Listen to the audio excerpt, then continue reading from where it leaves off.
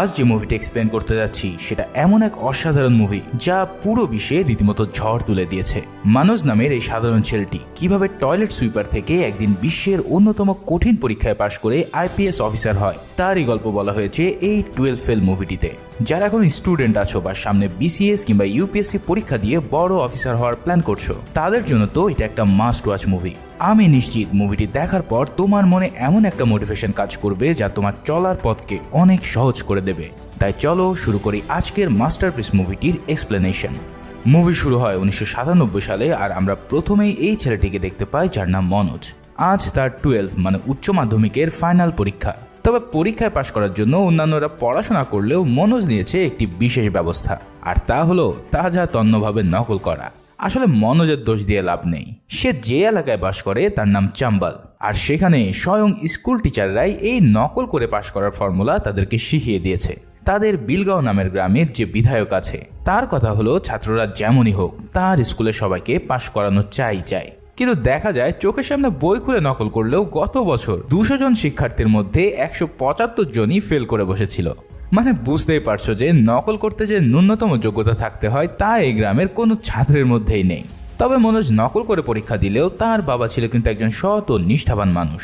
অন্যায় দেখলে তার মাথার রক্ত গরম হয়ে যায়, আর সামনে যেই থাকুক না কেন তাকে জুটো পেটা করতে তার ভুল হয় না।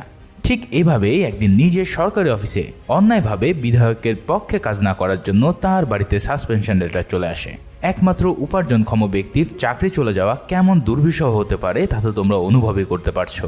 তবে মনোজের বাবা রামভীর তার শক্ত মনোবল নিয়ে বলে, আমি এই অন্যায়ের বিচারের প্রতিবাদ করব, আমি হাইকোর্টে এর বিরুদ্ধে লড়বো আমার চাকরি ফিরিয়ে আনার জন্য।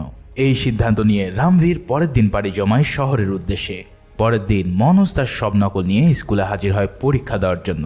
কিন্তু নকল করেও ছেলেমেয়েরা পাশ করছে না দেখে স্কুলের শিক্ষক সিদ্ধান্ত নেয় যে আজ সব প্রশ্নের উত্তর সে বোর্ডেই লিখে দেবে। কিন্তু সেই দিন ঘটে এক অন্য কাহিনী। জেলার ডিএসপি জনাব দুশান সিং এসে সেই পরীক্ষা হলে হাতে নাতে এই নকলের মহোৎসব ধরে ফেলে। পরে হেডমাস্টার তাকে টাকা দিয়ে মুখ বন্ধ করাতে চাইলেও উল্টো তাকে জেলের ভাত খাওয়ানোর ব্যবস্থা করা হয়। তো বুঝতেই পারছো এই ডিএসপি আর 8-10টা ঘুষখোর ডিএসপির মতো নয়। তবে সেদিন দুশান সিং এর এমন ইমানদারির জন্য স্কুলের নকল উৎসব বন্ধ হয়ে যায়, আর অবধারিতভাবে সব শিক্ষার্থী পরীক্ষায় ডাব্বা মারে। একে তো বাবার চাকরি নট, অন্যদিকে পরীক্ষায় ফেল মেরে মনোজ পড়ে যায় মহাবিপাকে। যে করে হোক তার পরিবারকে এখন 2 ভাই মিলে চালিয়ে নিতে হবে।